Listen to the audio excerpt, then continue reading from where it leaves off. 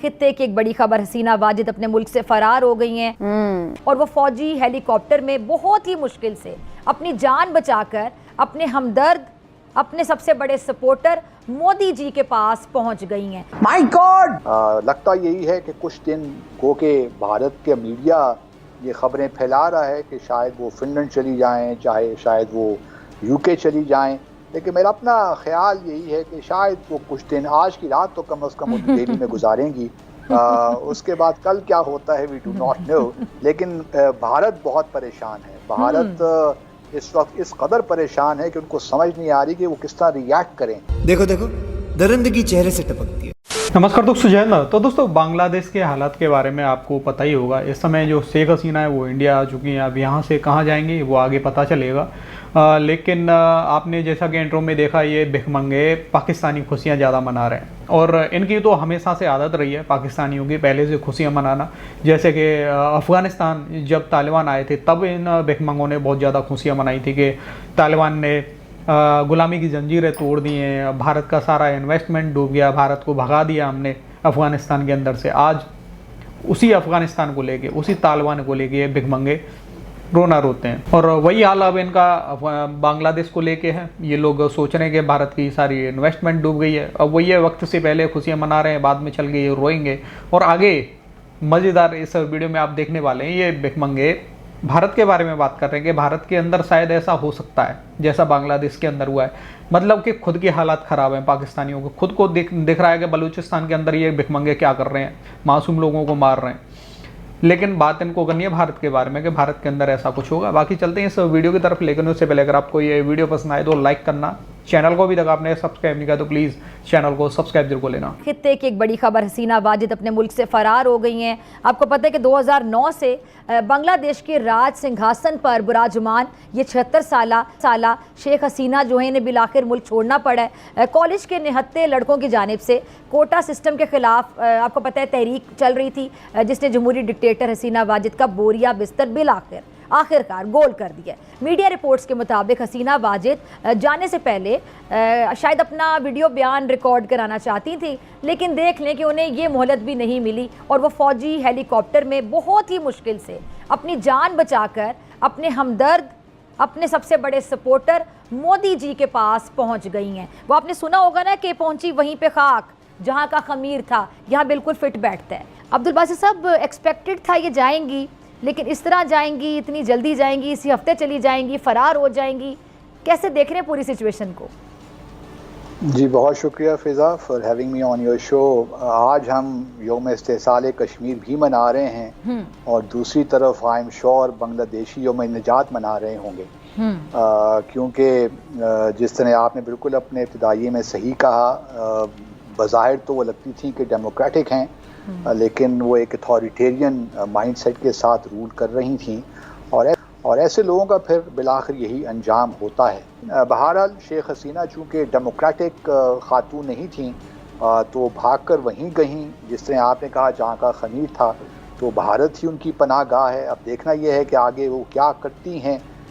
लगता यही है कि कुछ दिन को के भारत के मीडिया ये खबरें फैला रहा है कि शायद वो फिनलैंड चली जाएं, चाहे शायद वो यूके चली जाएं, लेकिन मेरा अपना ख्याल यही है कि शायद वो कुछ दिन, आज की रात तो कम से कम दिल्ली में गुजारेंगी।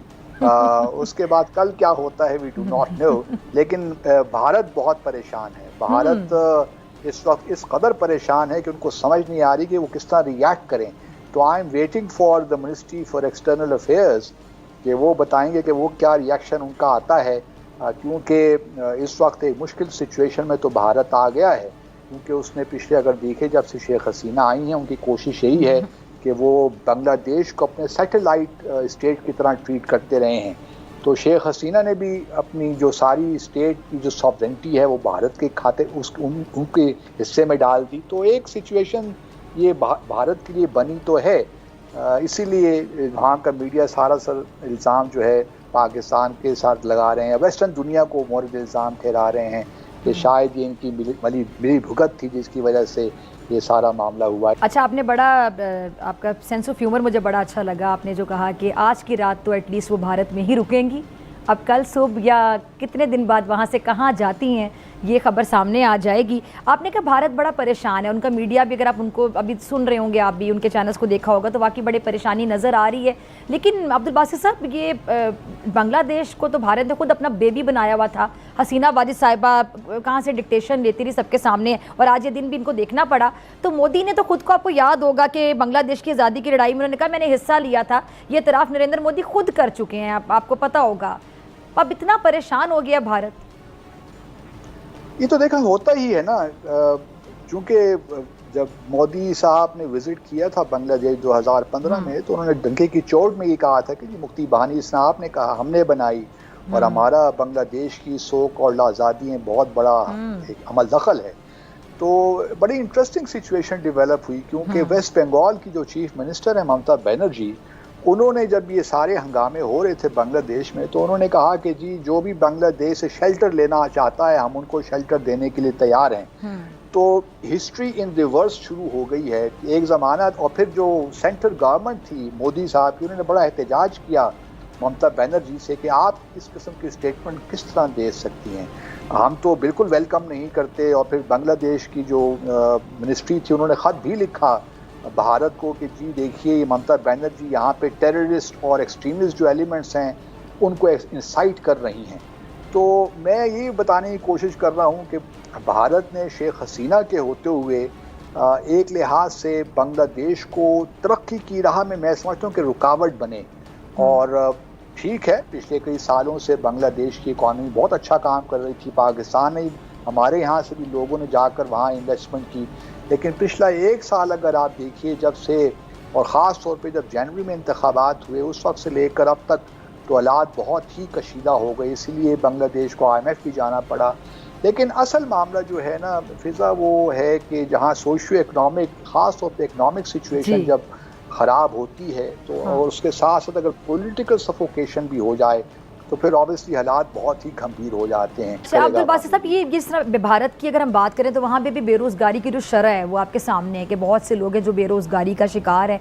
अगर आप उनका मीडिया देखें, उनके ड्रामे देखें, उनकी फिल्में देखें, तो वो करोड़ों की, अरबों की, खरबों की बातें ऐसे करते हैं जैसे वहाँ पर तमाम दूध और शहद की नहरें बह रही हैं। लेकिन अगर उनकी आम आवाम का हाल देखा जाए तो एक मतलब गुर्बत की लकीर से नीचे बहुत ज़्यादा गुर्बत है वहाँ पे। जो आम लोग हैं घर अफोर्ड नहीं कर सकते, जिस तरह की वो बस्तियों में रह रहे होते हैं, लेकिन चूँकि वो अपने मीडिया के थ्रू लोगों को ये बताते हैं कि पता नहीं हमारे मुल्क में पता नहीं क्या कुछ दूध शहद की नहरें बह रही हैं। शाइनिंग इंडिया दिखाया जाता है, दर हकीकत बर्निंग इंडिया है, जहाँ पे कोई माइनॉरिटी सेफ़ नहीं है। अंग्रेज़ी वाला सफ़र वो काफ़ी अरसे से कर रहे हैं, फिर जिसको मौका मिलता है वो उर्दू वाला सफ़र भी करता है और वहाँ से चला जाता है। बेरोज़गारी की शरह के हवाले से मेरे जहन में ये सवाल आया जो मैं आपसे जानना चाह रही हूँ कि ये इस कामयाब तहरीक के बाद क्या हम ये एक्सपेक्ट कर सकते हैं भारत में भी ऐसी कोई तहरीक जोर पकड़ सकती है?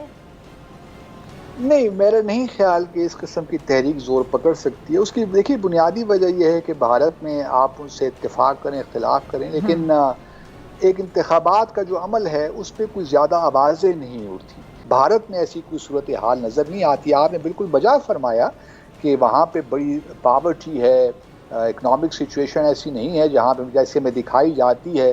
मिसाल के तौर पर देखिए ना, वो 3.5 ट्रिलियन डॉलर की इकॉनमी है, लेकिन वो अपना मुकाबला चीन के साथ करते रहते हैं। चीन कहाँ 21 ट्रिलियन डॉलर की इकॉनमी और कहाँ भारत। तो ये एक नैरेटिव बिल्ड उन्होंने किया है। और क्योंकि इस वक्त ग्लोबली अगर आप देखिए तो अमेरिका को भारत की ज़रूरत है टू काउंटर चाइना, तो भी एक लिहाज से उनकी स्ट्रेटेजिक पार्टनरशिप भी उनके लिए एक पॉजिटिव रोल प्ले करती है। इकोनॉमिकली डेफिनेटली उन्होंने बहुत कुछ अचीव भी किया है, 7 to 8% ग्रोथ रेट है उनका। लेकिन अभी जो चांद है बहुत दूर है और इतना आसान नहीं है, और उनको भी आगे 30-40 साल चाहिए to catch up with China. तो अभी बहुत इम्तिहान और भी हैं इश्क़ के। तो भारत को जो है अभी अपनी पावर्टी से भारत, मैं देख नहीं रहा कि भारत में इस किस्म की सूरत हाल हो सकती है। तो दोस्तों, इस वीडियो में भिखमंगी फिज़ा खलीफा जो भारत की गरीबी के बारे में बात कर रही थी कि भारत में गरीबी बहुत ज़्यादा है, तो भारत के अंदर भी ऐसी तहरीक उठ सकती है कि नहीं। तो भिखमंगे शायद ये भूल जाते हैं कि भाई भिखमंगो, तुम पूरी दुनिया में भीख मांगते फिर रहे हो, तो ये तो हालात तुम्हारे अंदर बनने चाहिए और पाकिस्तान के अंदर बनेंगे, बहुत जल्द बनेंगे। पाकिस्तान के 4 टुकड़े होने वाले हैं, उसके बारे में तो बात करो।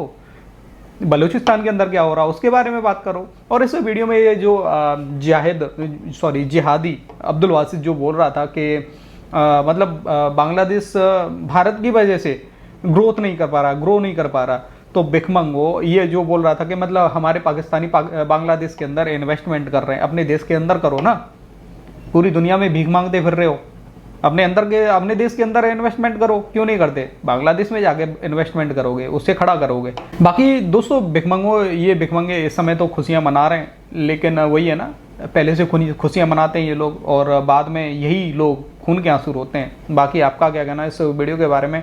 अपनी राय कमेंट में ज़रूर देना। वीडियो पसंद आई तो लाइक कर देना। फिर मिलते किसी नेक्स्ट वीडियो में, तब तक के लिए जय हिंद, जय भारत।